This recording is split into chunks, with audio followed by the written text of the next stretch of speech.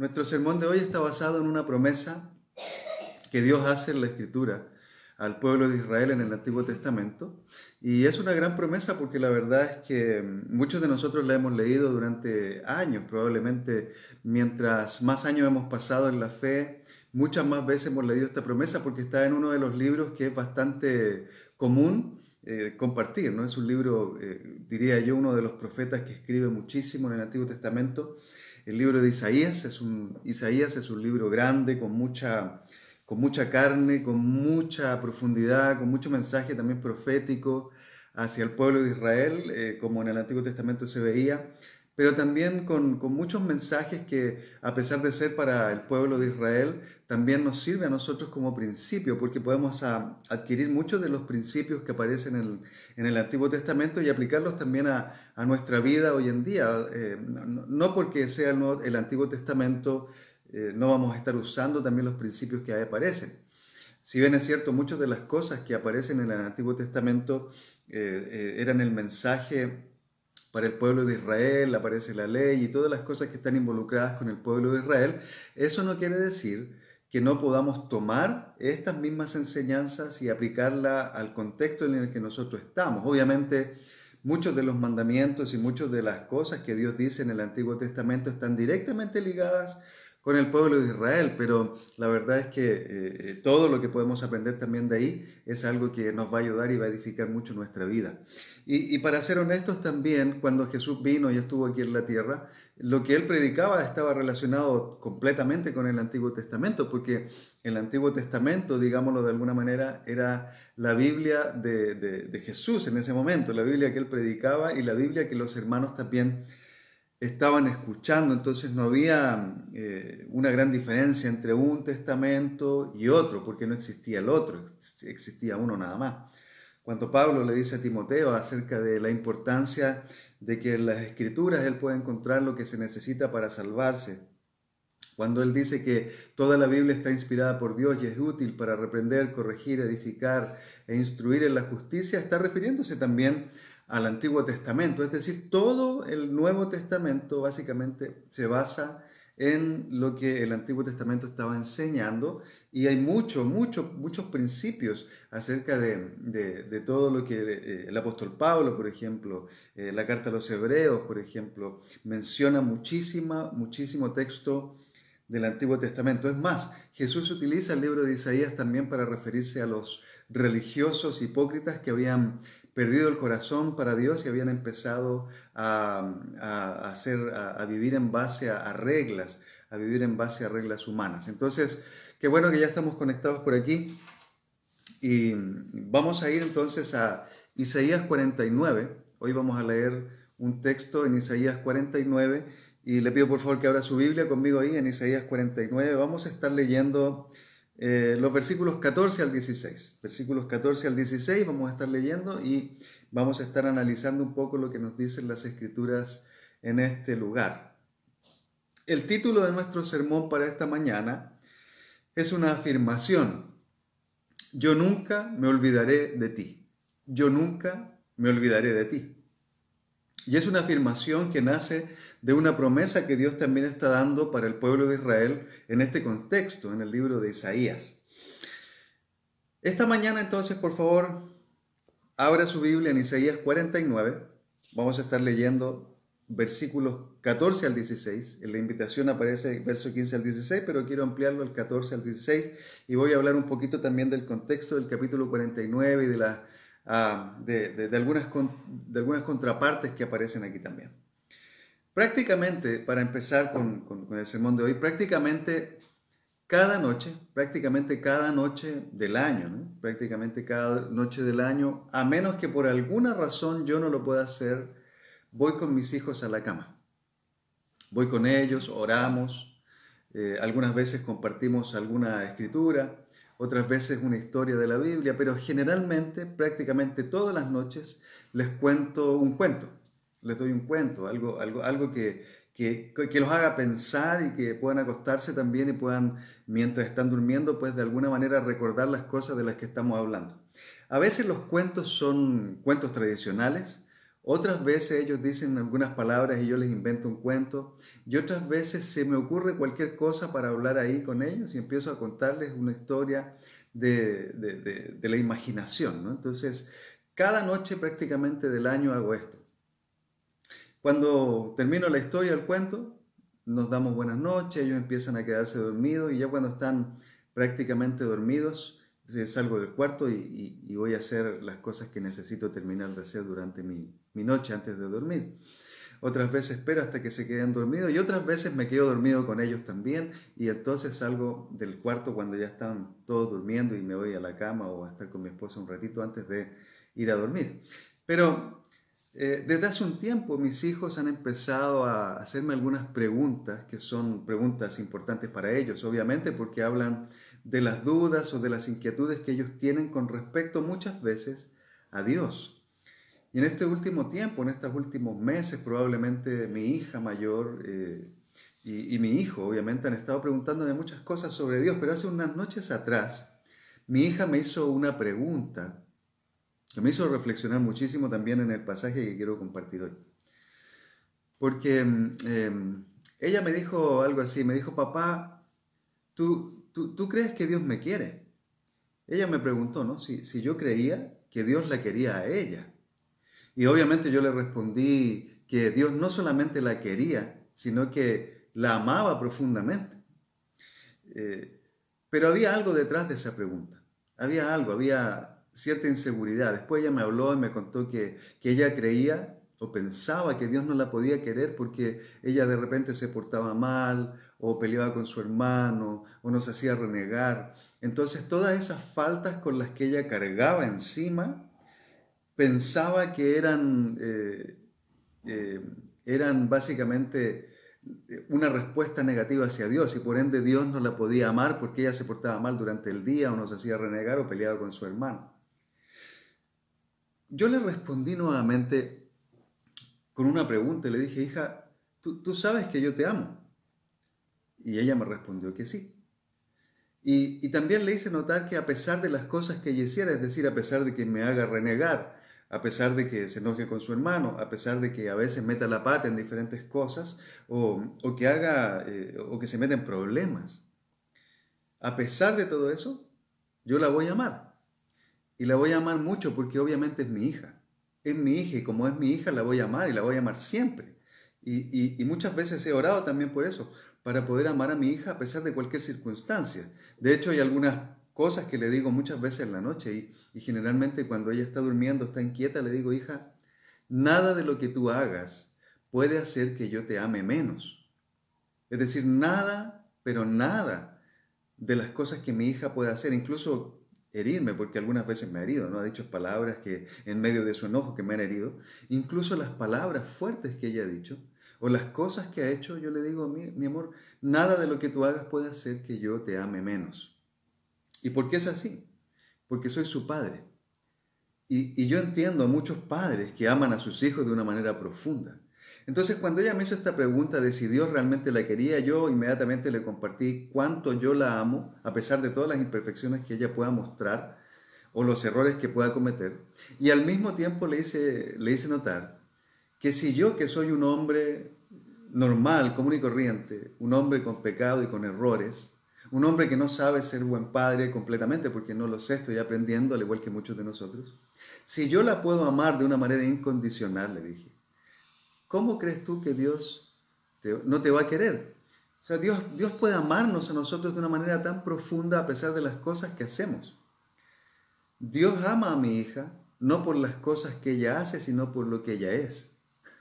Ella es su hija, todavía no tiene conciencia de todas las cosas que nosotros como adultos podemos cometer. Obviamente hay una raíz pecaminosa en todos nosotros y en los niños también desde muy pequeños. Pero hay una edad en que agarramos conciencia de todo lo que estamos haciendo mal y empezamos a arrepentirnos y empezamos a buscar a Dios o simplemente continuamos por el camino incorrecto. Pero mi hija todavía no ha llegado ahí, ella está recién entendiendo lo que es malo, lo que es bueno, está captando recién lo que significa arrepentirse delante de Dios, lo que significa arrepentirse delante de nosotros. Entonces hay mucha inocencia todavía en su vida.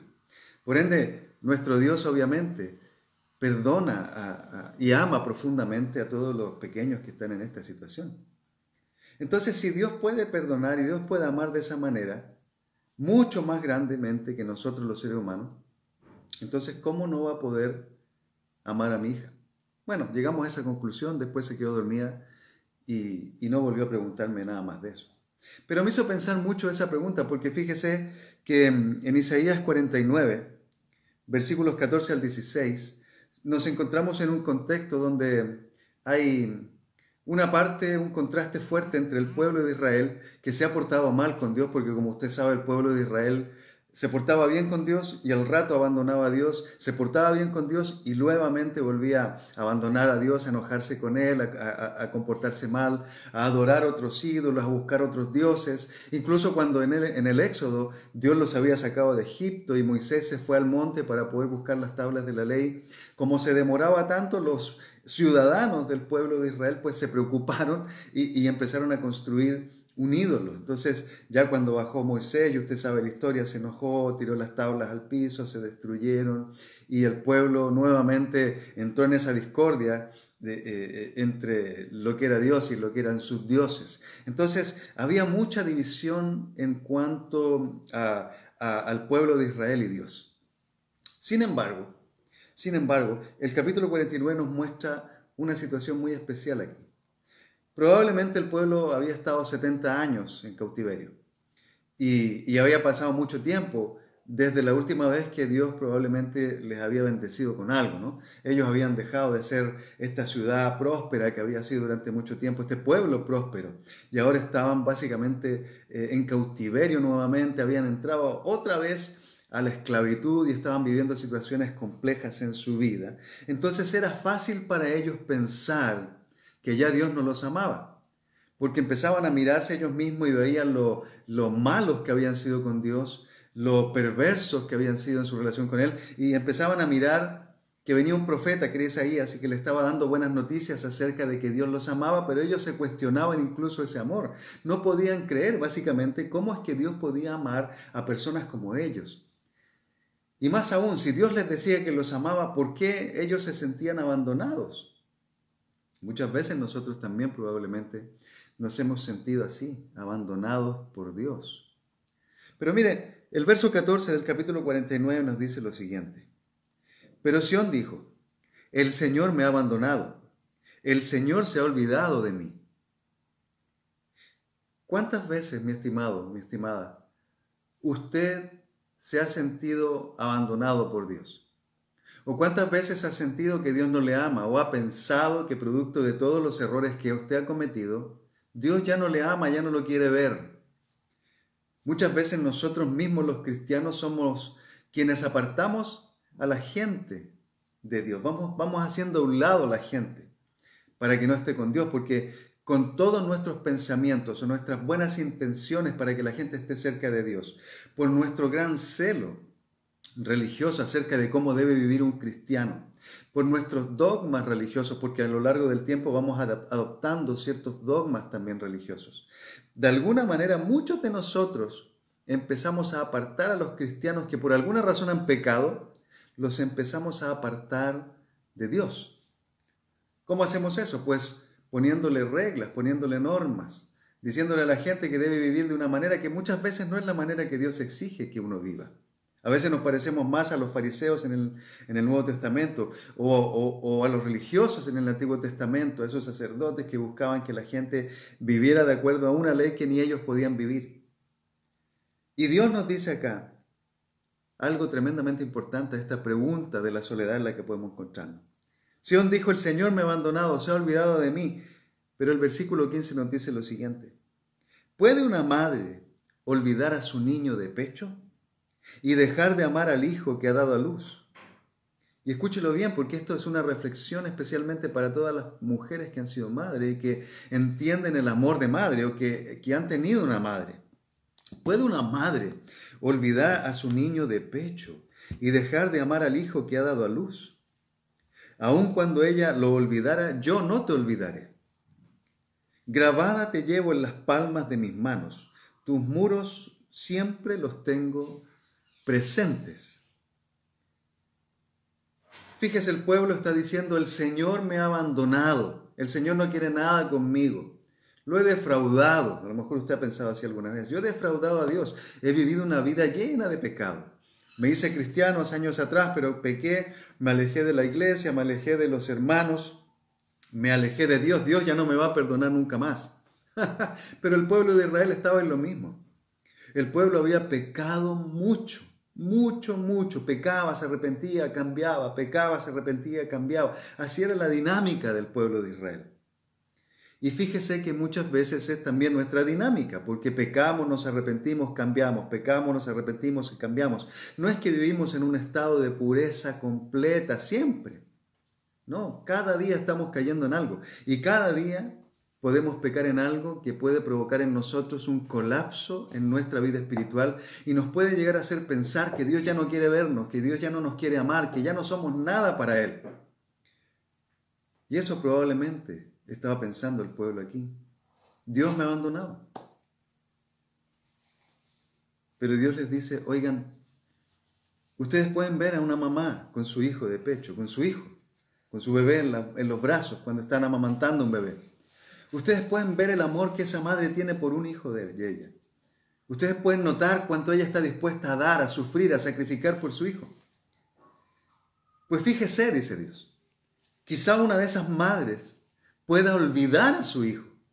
Y no es extraño, hoy día en el mundo ocurre esto. Hoy día en el mundo las personas que más debieran amar a sus hijos son las que muchas veces los abandonan, porque no los cuidan o los maltratan, o los dejan, o los abandonan.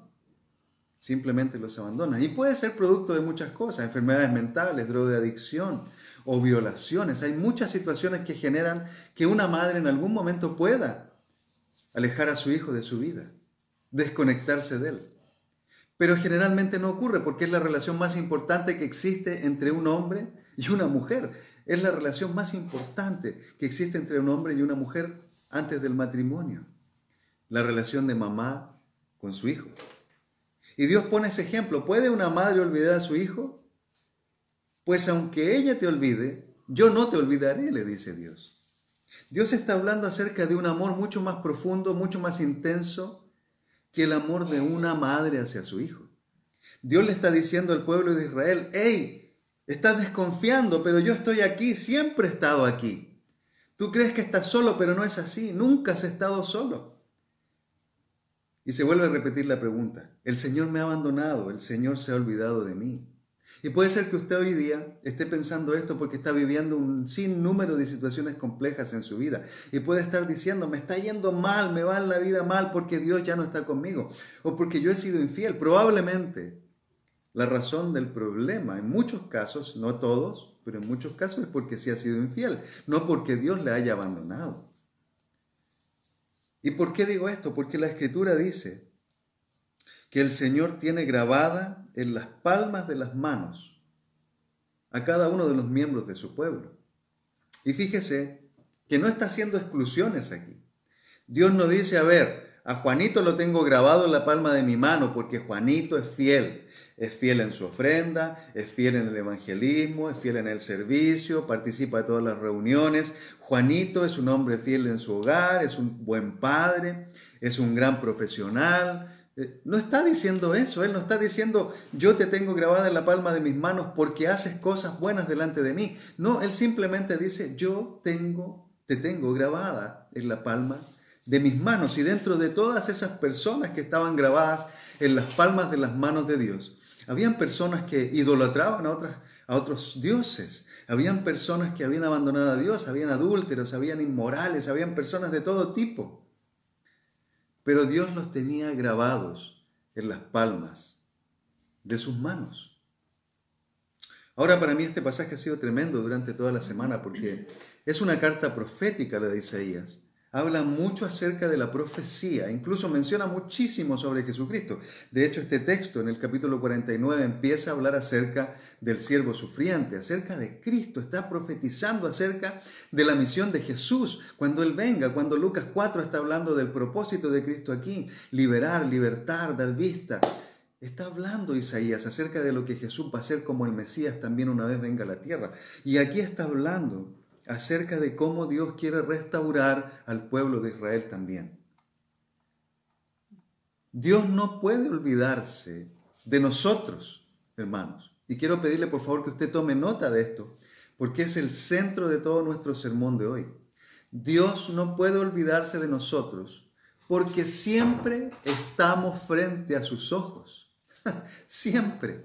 Yo en la semana, mientras pensaba en este pasaje, entré al baño como cada mañana, puse jabón en mis manos, me lavé las manos, me lavé la cara, y mientras me lavaba la cara, lo primero que hice fue mirar la palma de mis manos. Y cuando usted va al baño, cuando usted se lava las manos y quiere lavar la cara, o incluso cuando se está lavando las manos, siempre se fija en sus manos y siempre mira sus palmas. Así que imagínese cómo el autor, cómo Isaías está queriéndonos decir que siempre estamos presentes en la vida de Dios, siempre estamos frente a los ojos de Dios. Nada puede esconderse ante Él, porque estamos grabados en las palmas de sus manos. ¿Cómo Dios no nos va a amar? ¿Cómo Dios nos va a olvidar si no puede olvidarse de nosotros? Dios está siempre pendiente de cada uno de nosotros, de usted que se fue de la fe, de usted que se alejó de Dios un día, de usted que tomó una decisión radical en su vida. Cuando usted decidió abandonar su fe, abandonar a Dios, Dios no le ha abandonado, porque está grabada en la palma de sus manos. Puede ser que no tenga una relación como antes ahora, pero cuando Él ve las palmas de sus manos, lo ve ahí también y probablemente llora y ruega que usted vuelva al Señor. Así que la Escritura nos muestra nuestra desconfianza delante de Dios, pero al mismo tiempo muestra el gran amor que el Señor tiene por nosotros, la confianza que Dios tiene hacia su pueblo, hacia cada cristiano, hacia cada persona en el Antiguo Testamento que también eran parte de ese remanente que Dios rescató. Hermanos, esta verdad es una verdad increíble. Porque la Biblia nos dice que al estar grabados en las palmas de las manos de Dios, pues Él no puede olvidarse de nosotros. Él no puede olvidarse de mí. Él no puede olvidarse de ti. Puede que hoy hayas caído en algún pecado, puede que hoy hayas hecho algo que no agrada a Dios, pero el hecho de hacer algo que no agrada a Dios no significa que Él inmediatamente te borra de su mano, que te saca de su memoria. No es así. Incluso el apóstol Pablo en algunas de las cartas en el Nuevo Testamento dice que algunos hermanos que habían perdido la fe habían sido expulsados a Satanás, habían sido entregados a Satanás para que su alma se salvara. Seguían estando en las manos de Dios.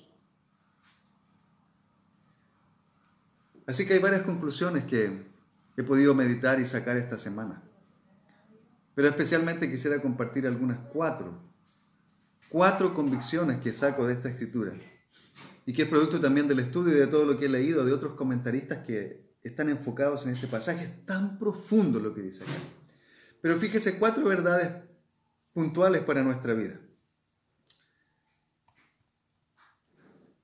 Por el hecho de estar en las palmas de Dios, Dios nos recuerda constantemente. Dios nos recuerda constantemente. Y esta es una verdad que usted debe grabar en su corazón, porque es una verdad que le va a ayudar a fortalecer su fe. Dios le recuerda constantemente. Dios me recuerda constantemente. Y es porque estoy en la palma de sus manos. Esta parte de su promesa se dirige principalmente a 2 tipos de cristianos, en mi opinión. A los fieles y a los infieles. Porque dentro de nuestras congregaciones hay cristianos fieles y cristianos infieles. Y algunos cristianos también han dejado las congregaciones para vivir sus propias vidas. Ahora, ¿por qué digo esto? Porque la promesa, como yo le decía hace un momento, no está dirigida solamente a una parte del pueblo. No a algunos, sino que a todos los que están viviendo esta esperanza de poder estar con Dios. Obviamente algunos se habían apartado de Dios y no había opción para ellos. La misma Escritura en Hebreo nos dice que hay gente que no puede volver a restaurar su relación con Dios porque la ha perdido definitivamente. No se puede arrepentir de sus pecados y no hay más sacrificios para poder ayudar a esas personas. Pero para la gente que por alguna razón se ha apartado del Señor, porque ha metido la pata, porque ha errado en el camino, o porque ha creído que Dios no lo ama, y aún tiene a Dios en mente, pero no puede acercarse a Él por diferentes razones, este mensaje también es para ti. Dios está hablando a todos nosotros que en algún momento de la vida tomamos una decisión y fue la decisión de hacernos cristianos. Hay cristianos que en algún momento se han alejado del Señor y no se atreven a regresar. No se atreven a regresar porque tienen miedo, pero no necesariamente tienen miedo de Dios. Tienen vergüenza de Dios, obviamente, pero tienen más miedo de la iglesia. Tienen más miedo de los propios cristianos que están en las congregaciones, que ya les conocen y que muchas veces los critican y los juzgan o los prejuzgan por las decisiones que tomaron.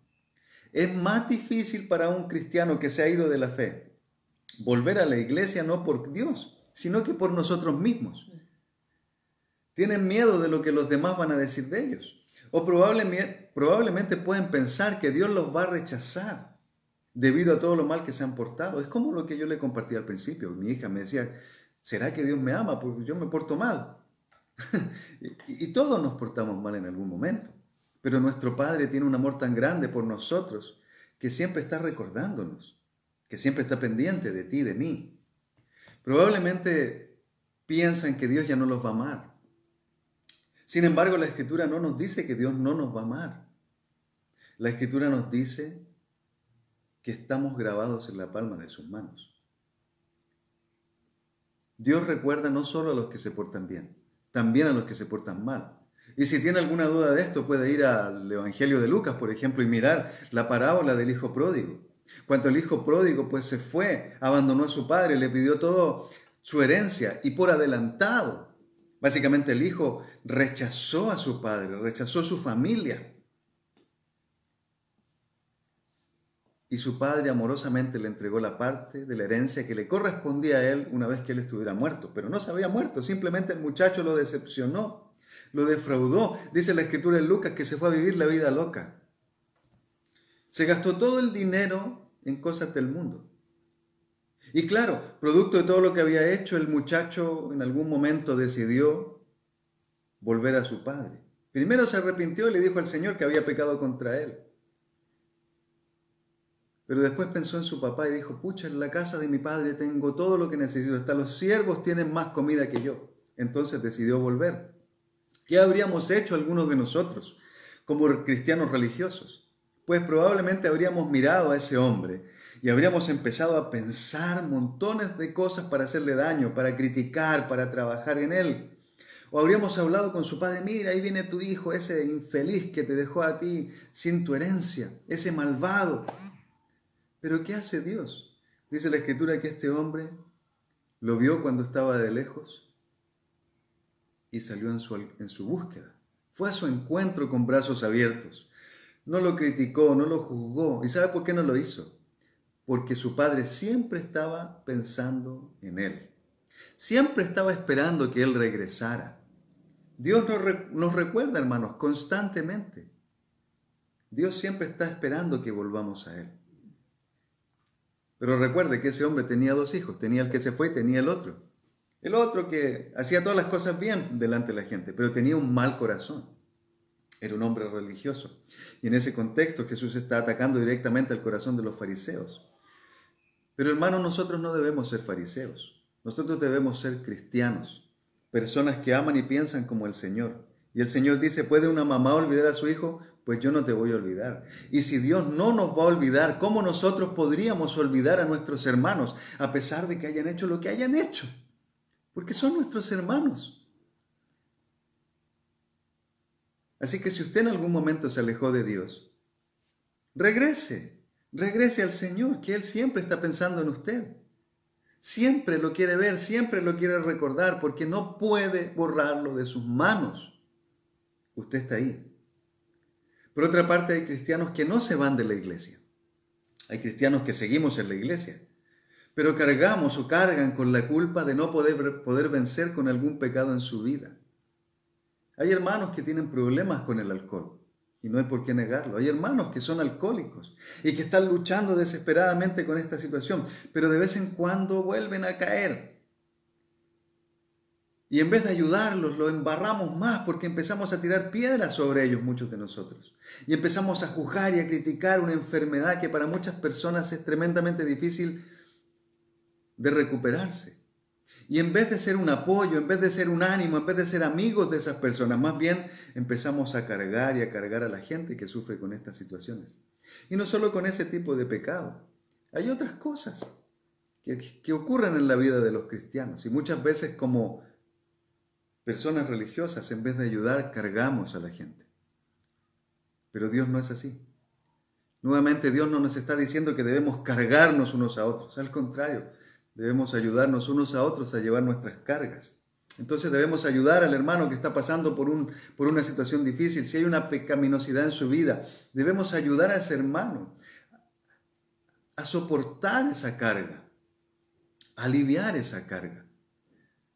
No empezar a mirar, ese hermano tiene un pecado específico y no cambia, ¿no? ¿Cómo? Lo que Dios hace es cómo puedo ayudar a este hombre a sanar. Cuando el leproso se le acercó a Jesús, Jesús le dijo, Señor, si quieres puedes sanarme. Y el Señor le dijo, claro que quiero. Y lo tocó y lo sanó. ¿Sabe cuál es el problema de muchos de nosotros cuando hay hermanos que tienen pecados y no los recuperan o no pueden salir de ahí? Es que no extendemos la mano y no nos involucramos con ellos. Es más fácil para nosotros mirar desde afuera y dejar de involucrarnos con el dolor de la gente que realmente involucrarnos con las personas. Dios está involucrado contigo y conmigo porque dice, aunque ella te olvide, yo no te voy a olvidar. Yo no te olvidaré. Puede que hagas cualquier cosa, puede que hagas una tontería con tu vida, pero soy tu Padre. ¿Sabe?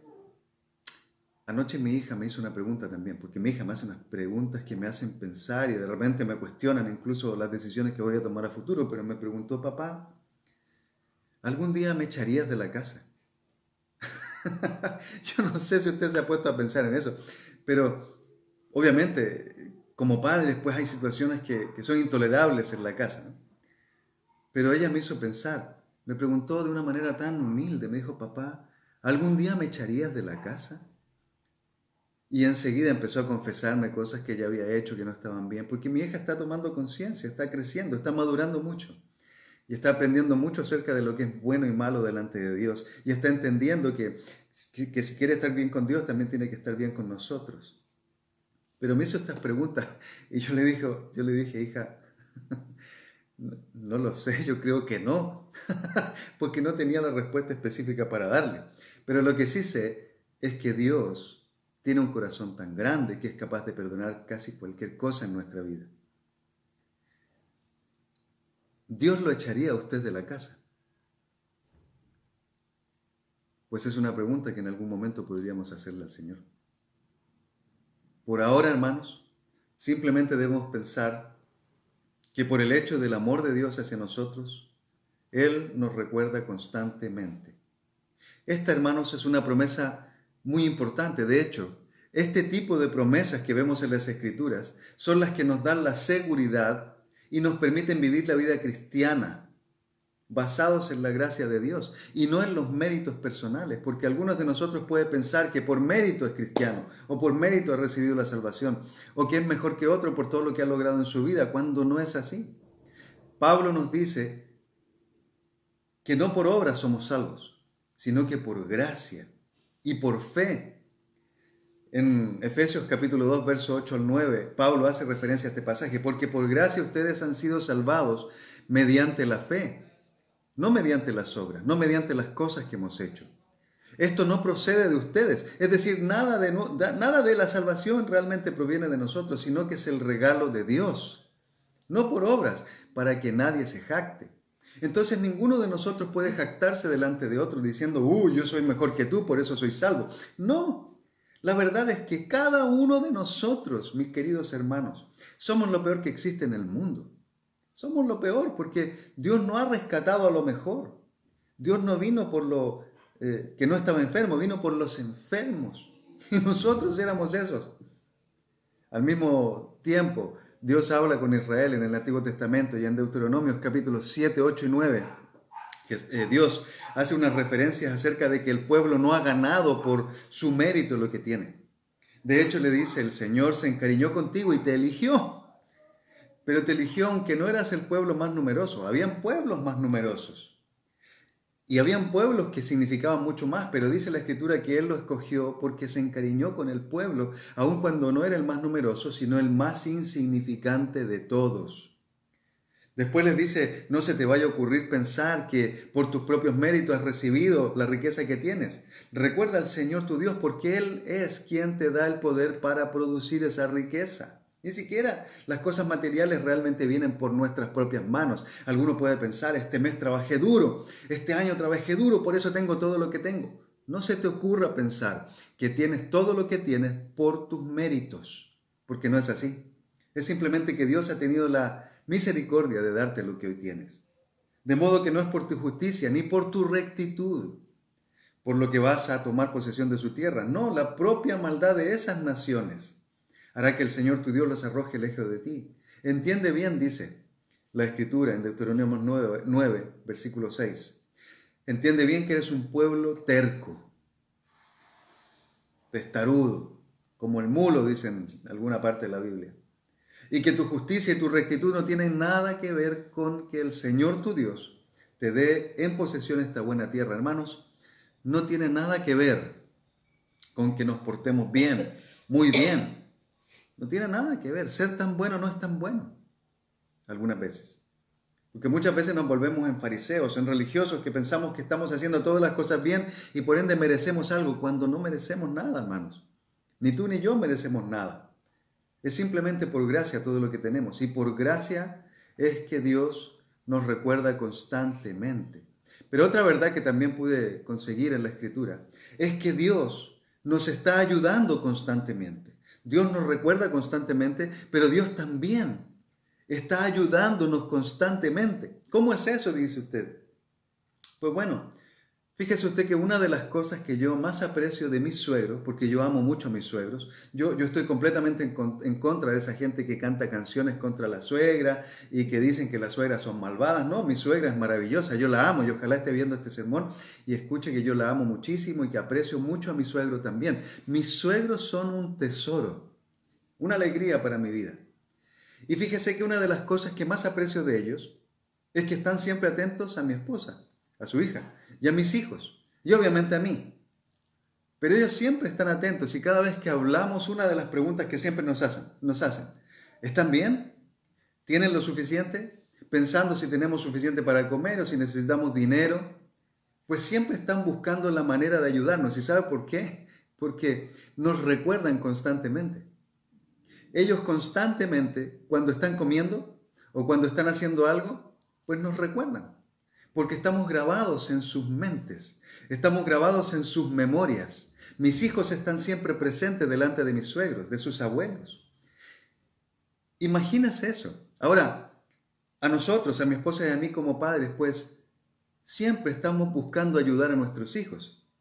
Y siempre lo hacemos porque queremos lo mejor para ellos. A veces nuestra ayuda implica una disciplina para ellos. A veces duele la disciplina. A veces es algo que le quitamos. A veces es algo que les hace sentir cierto escozor en algunas partes de su cuerpo. Pero sea como sea, nos estamos preocupando por ayudarlos, porque crezcan bien, porque tengan todo lo que necesitan, porque se alimenten bien, porque estén sanos, porque estén cubiertas sus necesidades en todo sentido. Y aunque a veces fracasamos en algunas cosas porque no alcanzamos a ver completamente todo lo que necesitan, siempre están presentes en nuestra vida porque son nuestros hijos y siempre queremos ayudarlos. En el Nuevo Testamento Jesús lo dice de esta manera: no se preocupen por nada. Dios ya sabe todo lo que ustedes necesitan. Y es así, mis hermanos. Dios nos dice en la Escritura, aunque ella te olvide, yo no te olvidaré. Y si Él dice que no nos olvidará, también nos está diciendo que se va a ocupar de nuestras necesidades. Él va a estar ayudándonos. Porque cuando un hijo queda sin madre, queda sin leche, queda sin amor, queda descubierto, queda en el mundo, queda sin padre, sin protección, sin nada. Y Dios dice, yo no te olvidaré. Si Dios no nos olvida, entonces Él proveerá. Él proveerá. Una vez hablaba con un hermano y me decía, yo no me preocupo realmente por lo que va a pasar conmigo en el futuro, porque si yo muero, sé que Dios se va a ocupar de mis hijos. Y esa es una certeza tremenda para nosotros, porque si sabemos que Dios se va a ocupar de nosotros, pues Dios también se va a ocupar de nuestros hijos. Las Escrituras dicen que Dios se preocupa de los huérfanos, que Dios los atiende. Es más, las Escrituras nos dicen que hay un ángel que está atento a nuestros hijos, a los niños. Hermanos, realmente Dios nos ama de una manera tremenda. Dios nos está ayudando constantemente. Y en el mismo libro de Isaías, en el capítulo 48, versículo 21, se nos dice lo siguiente. Cuando los guió a través de los desiertos, no tuvieron sed. Y si usted va más atrás, más al principio, se nos dice que ni siquiera se les gastaron los zapatos, el calzado no se les gastó. Hizo que de la roca brotara agua para ellos. Partió la roca y manaron las aguas. Dios les dio alimento. Cuando no había pan, les hizo llover pan, les mandó el maná del cielo. Cuando tuvieron hambre, querían comer carne. Y Moisés se enojó y le pidió a Dios, ¿cómo voy a darle carne a toda esta gente? Después Dios mandó un montón de pájaros para que ellos pudieran alimentarse. Es increíble. Dios siempre está cuidando de nosotros. Dios siempre está cuidando de nosotros. No debemos olvidar que somos tan importantes para el Señor, que Dios nos recuerda constantemente, pero también nos ayuda constantemente. Una tercera verdad que quiero compartir con ustedes es que Dios nos considera permanentemente. Dios nos considera permanentemente.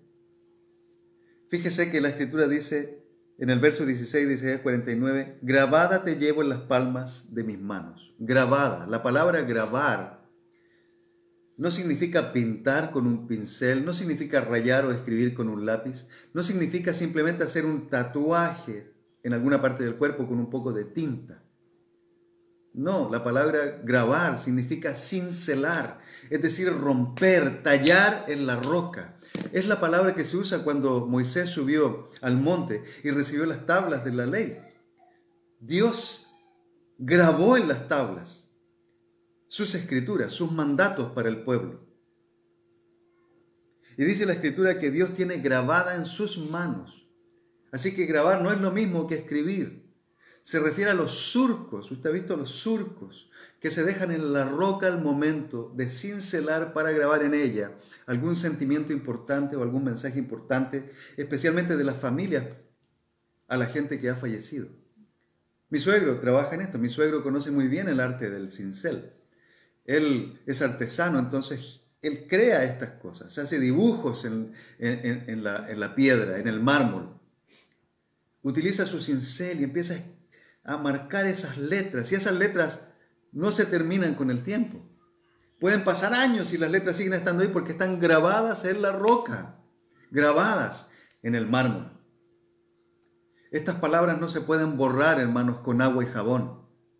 No se pueden quitar con agua y jabón. Al contrario, quedan en la piedra para siempre. Y eso es la palabra que Dios está usando aquí. Está usando la palabra grabar. Esta es la idea de Dios al decir que estamos grabados en sus manos. No solo ha escrito nuestros nombres, porque por ahí se dice, Dios ha escrito nuestros nombres en el libro. Claro, estamos escritos, pero además estamos grabados en Él, en su mente, en su memoria, profundamente. Así que no puede dejar de vernos. Dios no puede dejar de mirarnos. Cuando Él ve sus manos, nos ve. Él ve a Eddie, Él ve a Cristian, Él ve a cada cristiano, Él ve a Vilma, Él ve a cada uno de los hermanos, Él ve a Ernesto, Él ve a Jesús Castro, Él ve a toda la gente aquí en la palma de sus manos porque están grabadas en ellas. Así que cuando nos bautizamos, pasamos a ser parte de esas manos también. Cuando nos salvamos, cuando Él perdona nuestros pecados, cuando empezamos nuestra nueva vida, Él empieza a vernos constantemente. Cuando nadie más nos ve, cuando a nadie más les importamos, cuando incluso la familia, cuando incluso las personas que son más importantes en nuestra vida ya no nos quieren ver. Si somos cristianos, Dios sigue mirándonos constantemente y considerándonos constantemente. ¿Se da cuenta de esta verdad? El amor de una madre por su hijo es tremendo, yo no puedo discutirlo. El amor de una madre por su hijo es muy profundo, porque hay una conexión tremenda entre mamá e hijo, tremenda. Es un amor que no tiene que ver con la religión ni con los pensamientos políticos, no tiene que ver con las diferencias en diferentes cosas, no tiene que ver con eso, es un amor intenso, íntimo, profundo, que solo una madre puede entender. Pero fíjese que aún el amor de madre puede fracasar. Sin embargo, el amor de Dios no fracasa. El amor de Dios es más grande que el amor de una madre por su hijo. Por último, ya que Dios considera constantemente a cada uno de nosotros, porque no puede olvidarse de nosotros. Esto es grandioso, hermanos. Es una certeza tremenda. Dios no puede olvidarse de nosotros. Pero para lograr esto, Dios ha experimentado un dolor grandísimo por cada uno de nosotros. Dios ha experimentado un dolor grandísimo por cada uno de nosotros. Y eso lo vemos. Lo vemos en la profundidad de las heridas de sus manos. Cuando hablamos de que fue grabado el nombre nuestro en sus manos, podemos ver la profundidad de la herida, la profundidad del sacrificio que Dios ha hecho por cada uno de nosotros. Y lo vemos plasmado en Cristo, porque cuando miramos la cruz, cuando vemos todo el sacrificio de Jesús por nosotros nada más, por gente que ni merece la salvación, por gente que ha perdido la oportunidad de estar bien con Dios. Porque muchos de nosotros hemos decepcionado tremendamente al Señor con todas las cosas que hemos hecho. El dolor de Dios, hermanos, por nosotros es tremendo. Las Escrituras nos dicen que Jesucristo vino al mundo a morir por nosotros los pecadores. No vino a pasar vacaciones a la tierra. No vino a disfrutar de lo lindo que es el mundo. No vino a conocer a la gente. Él vino a salvar a los pecadores. Él vino por los enfermos, no por los sanos. Él vino a justificar, a liberar a los que estaban oprimidos, a libertar a los presos, a dar vista a los ciegos, a sanar a los enfermos. Pero toda esa venida le costó muchísimo al Señor. Le costó mucho porque tuvo que sufrir en su carne el dolor que nosotros merecíamos sufrir para alcanzar el perdón de Dios. Yo nunca me he hecho un tatuaje, no tengo ningún tatuaje en el cuerpo, aparte de algunas cicatrices producto de algunos accidentes que he tenido cuando joven. Pero nunca me he realizado un tatuaje, así que no sé cuánto duele el que a uno le empiecen a pinchar el cuerpo con esas agujitas donde le ponen la tinta a uno, ¿no? He visto algunos miembros de la iglesia y algunos hermanos en general que usan tatuajes. He visto personas que tienen el cuerpo entero de tatuajes, ya no se conoce cuál es la cara de ellos porque no se alcanza a dimensionar realmente qué hay detrás de tanta figura. Pero Dios sufrió más que lo que debe sufrir alguien por el dolor de un tatuaje. El sacrificio del Señor, hermanos, fue tremendo. Así que cuando Dios ve a cada uno de nosotros, como dice el apóstol Juan en Primera de Juan, pues también Dios ve a nuestro abogado. El ejemplo máximo de dolor que Dios ha experimentado probablemente, pues es el dolor de ver a su Hijo siendo crucificado por nosotros. Y yo creo, mis hermanos, yo creo que ese dolor que Jesús experimentó tiene mucho que ver con el dolor que Dios siente cuando nuestros nombres son grabados en sus manos. Juan nos dice en su primera carta, en el capítulo 2, verso 1 al 2, mis queridos hijos, les escribo estas cosas para que no pequen. Pero si alguno peca, tenemos ante el Padre a un intercesor, a Jesucristo, el justo. Él es el sacrificio por el perdón de nuestros pecados, y no solo por los nuestros, sino por los de todo el mundo. Fíjese, estamos en las palmas de las manos de Dios. Dolió eso. Si usted se ha hecho un tatuaje, debe entender el dolor que se siente, a menos que le hayan puesto lidocaína o alguna anestesia por ahí. Pero si no lo ha hecho con anestesia, eso duele. Ahora imagínense que están cincelando sus manos, que están generando surcos profundos en sus manos para solamente grabar su nombre en las manos de Dios. Pues esta mañana, hermanos, esta mañana debemos reflexionar profundamente en lo que Dios nos está diciendo en esta escritura. ¿Puede alguien olvidarse de ti? Sí. ¿Puede alguien que te ama mucho en algún momento dejar de pensar en ti? Claro que puede hacerlo. ¿Pueden tus padres en algún momento olvidarse de ti? Sí, puede ocurrir. Puede ocurrir. Hoy día hay enfermedades que hacen que nuestra mente ya no sea como antes y podemos olvidar incluso a las personas que más amamos. ¿Puede alguien enojarse contigo de tal manera que ya no te quiera ver? Claro que sí. ¿Puede tu madre olvidarte? Puede ser que sí, pero Dios no. Y ese es el punto, hermanos.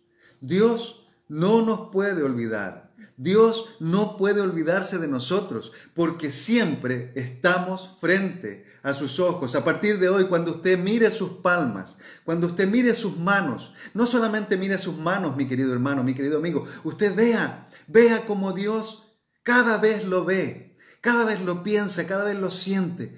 Y recuerde estas cosas. Recuerde que Dios nos está recordando constantemente, porque generalmente está mirando sus manos. Estamos ahí, en las manos de Dios.